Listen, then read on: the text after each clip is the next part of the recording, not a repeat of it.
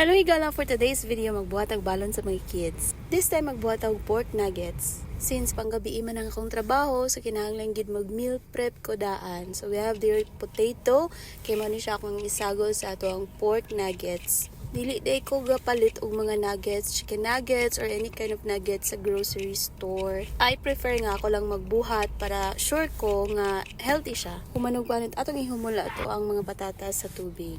Then slice lang dayon ako pa bite size. After this, ato siyang pakuluan or ato siyang latan. Mas nice nang kita magbuhat mga mami kay ngano, sure ta nga walay preservatives ug sure pud ta nga limpyo gid siya. Mao na day niya tong patatas ug ako ning humol set aside sa kay mag-andam sa kog kaldero para makabuka lang tubig. Naapo day ko napalit na pork giniling nga I think 1/2 siguro ni siya, pero half lang ani ang akong gamito. Ganahan po day ko giniling nga na siya fast at least 30% para dili uga ang ato ang nugget. So, ako na din gilunod ang akong patatas ug ulat na lang ko nga malata ni siya. Dayon, while waiting, mga pisa ko sa akong paborito nga kape. Pwede ay ko'y napalit nga daghan nga cucumber. Mga 5 kilos ni siya. Ato ning in-store, ato ibutang sa ref. O unsaon para dili siya malata o dali sa ref is dili siya sa cellophane ibutang. Mas better kung ibutang siya sa paper bag. So kana, ibutang na rin ako ni siya sa ref para magkuha-kuha lang ko for salad and slice cucumber para ibutang na ako sa water sa pitcher. And as you can see, nagbukal na siya. O tistingan na ako ni Kong, lata na gid siya. Pwede na siya mashed potato. Dili smashed, mashed. Kay na siya, kaya ato na ning haonon.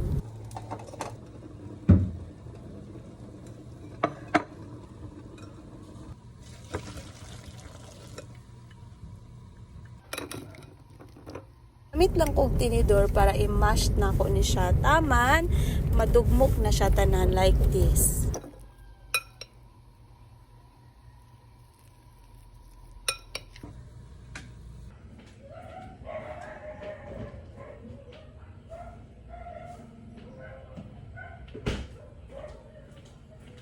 So, butangan na to siya og daghang garlic. Dayon, gamiton ako ang food processor para magdugmok sa akong garlic. Dili na siya manual.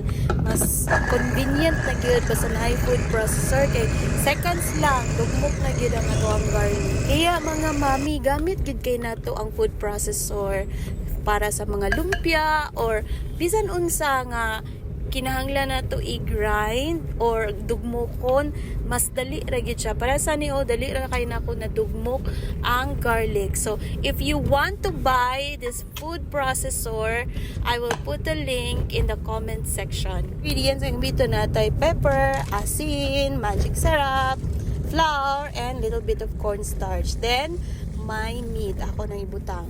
Ang akong gamiton kay ang half ako ni pabilin kay buhaton ako ni siya og meatballs. Ang dayon ning isagol tanan ingredients, then I will add the garlic, more garlic, gamay nga magic syrup, pepper, mas daghan, mas better, gamay nga asin, little bit of cornstarch and little bit of flour just to bind the mixture. And butangan sa day nato siya og egg para mo bind gyud sa mixture. Kana lang. Mekos lang dayon. Taman ma-incorporate or taman masagol na gyud tanan ingredients. Nagkinamot ra day ko, wala na ko nag-wear og gloves, kamera bitaw maghaon.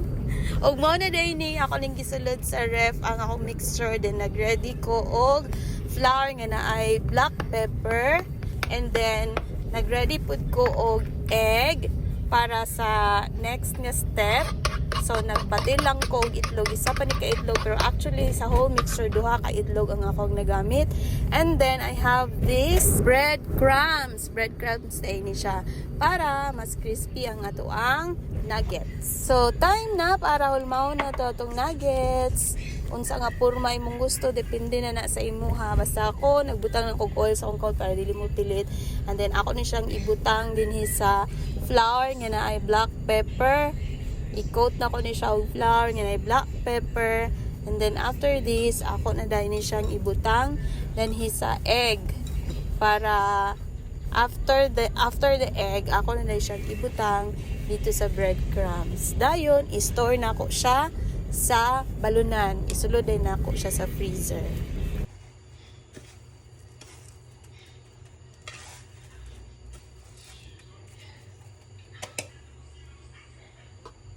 So, sa 1/4 kilo nga ground pork og 5 ka patatas, nakabuhat day ko og 15 pieces nga pork nuggets.